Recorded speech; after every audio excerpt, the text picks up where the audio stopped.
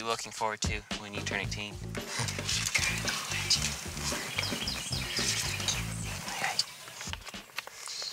And you're gonna reset the mic up. Moriah, take one. Mark. Moriah, what are you doing? I'm taking a picture of my feet. You're taking a picture of what? My feet, apparently. I don't like sitting still. So now my feet are in a sandbag so I don't move around too much. So who are you? What's your name? How old are you? Okay, my name is Moriah Jasper Plath. I'm 17 going on 18. You can call me Blackheart. Why?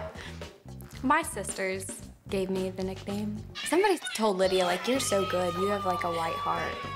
And Lydia was like, yeah, and she's got a black heart, so that's kind of where it started. First I was kind of offended. I was like, oh, ouch, like, you think I have a black heart? Like, what is that supposed to mean? But I was like, you know what, I like that. Because I definitely have a reputation for being rebellious, adventurous, wild, crazy. I like just not knowing what's gonna happen next. So that was part of it. And then black is my absolute favorite color. I wear it all the time. So tell me, what was it like growing up on a big farm with a bunch of siblings? When I was little, growing up with my siblings, made a bunch of fun memories. We'd play tag on the swing sets, and like my brothers throwing rotten potatoes at each other. They would sometimes hit me too, because I'd somehow get involved in all the stuff they were doing. Sit down. Yeah. Everyone come and sit down. Be serious. Now, I'm the commander this time. Growing up in a big family, there was so many, like, it was hard to do something for yourself. 6 girls in, like, not that much space, and 1 half bath, and sharing, like, 1 mirror every morning. One thing that growing up on the farm did to me was I really, really learned to appreciate nature. I would get out of the house and I would just try to relax and, like, get things off my mind in the woods. It's just nice to be able to breathe. Talk to me about your determination and your goals. I have so many goals. Well, I don't think there is such a thing as too many. Fashion is definitely a passion. I do want to start my own clothing line somehow. When I was little, I basically wore Amish style. I don't really know what you call it, just very, very conservative. And now my grandfather would describe my style basically as somebody ran out of fabric. I'm very sorry. So like I've wanted to wear things like this since I was a little girl, and now I finally can. When I walk into a store, it's like an adrenaline rush. I just want to go shop. Love this. That would look really good on you. Oh, I like that. I like that one. That's cute. I love these jeans, I need them. I love music. Moriah, do you have any of your songs with you? I do have a few.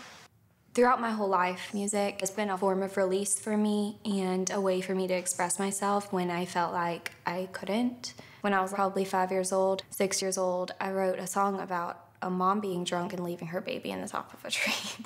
And I don't even know how I knew what the word drunk meant, but I guess I did.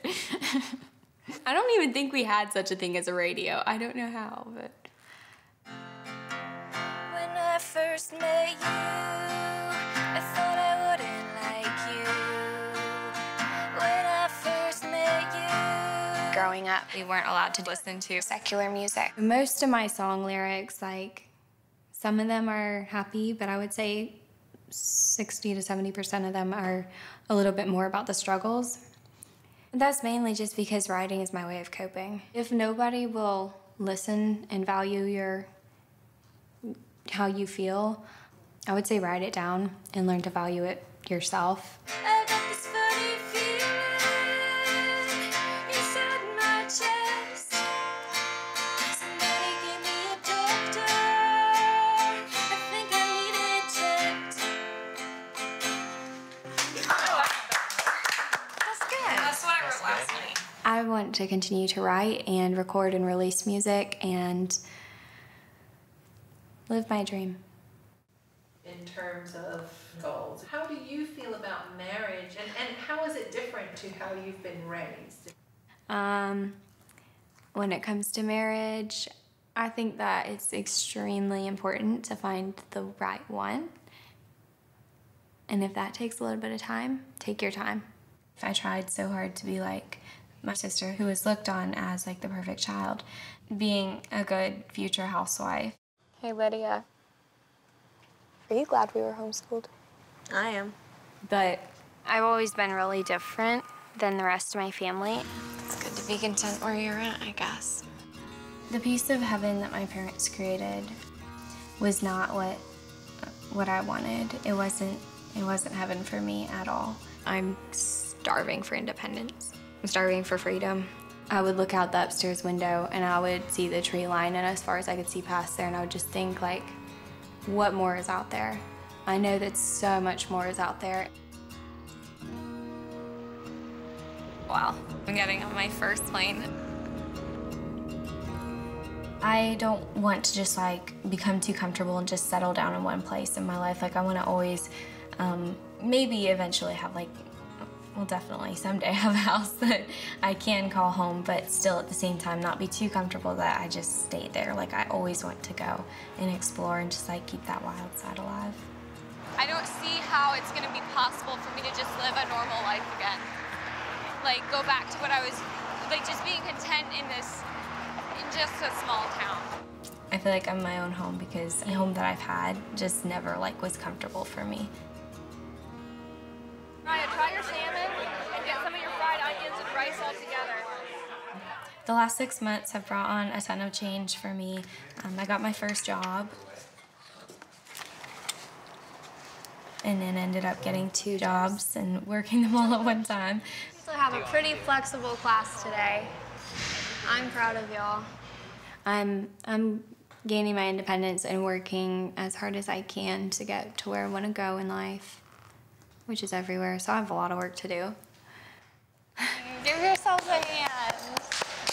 So, you know, Olivia's been blamed for, you know, leading you astray and stuff. Would you say that's true? I have to say I felt extremely bad for my sister-in-law getting the heat for how I behave. Who do you think in your family would appreciate this the most? Me. You.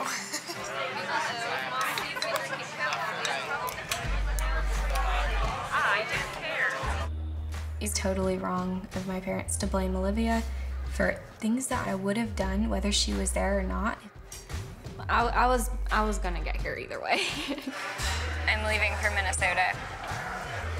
For how long? I don't know.